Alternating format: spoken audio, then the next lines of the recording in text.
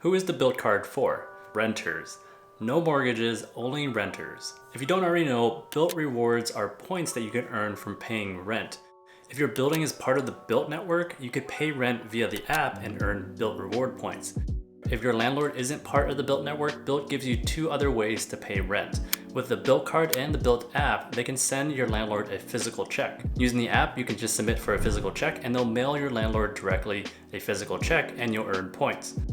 The other option is that Bilt can give you a routing number as well as an account number, and you can use that to pay in the payment portal if your landlord accepts e-checks or ACH. And you'll still earn points. In short, Bilt has 3 different ways so you can earn points on your rent, and those points can be used for travel. A common thing I always hear about Bilt is that it doesn't have a sign-up bonus. Well, yes, you're right, it doesn't have a sign-up bonus, but sign-up bonuses are just one way to earn points. If you zoom out, there are a lot of different ways to earn points.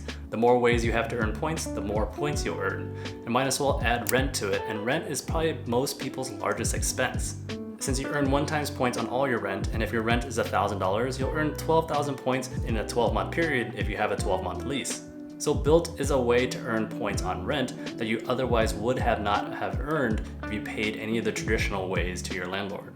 And that 12,000 points doesn't even cost you anything to earn that 12,000 points. There's no annual fees, there's no transaction fees for the credit card, there's no fees for the card to earn that 12,000 points. Yeah, you can pay rent with any credit card if your landlord accepts credit cards, but most landlords charge a 2 to 3% fee when you use a credit card for payment. Dude, even my utilities charge a 2 to 3% fee to use a credit card for a payment. So from the points you earn, you can use those points for travel, and they have 11 transfer partners. Those 11 transfer partners include the newly added United, Asia Miles, American Airlines, Hyatt, Virgin Atlantic, IHG, and a couple other ones. Those are some pretty valuable transfer partners, and a lot of the transfer partners overlapped with Chase, American Express, Citi, Capital One. What you could do is earn points on the Bilt Card for paying rent, and then you can earn points on the other cards as well, and you can then combine them into a common hotel or airline program. It's pretty simple, and it's just another way to earn more points. Remember, the more ways to earn points, the more points you'll earn. So what's the catch? Well, the one catch, well, it's not even really a catch. There has to be at least 5 transactions within a statement period in order for you to keep your points. Rent can be 1 transaction, and you just have to use the card another 4 times. And if you're creative, the other 4 times is not very difficult. That's not to mention you also earn 2 times points on all travel and 3 times points on dining, which is also in line with what the Chase Sapphire Preferred is offering.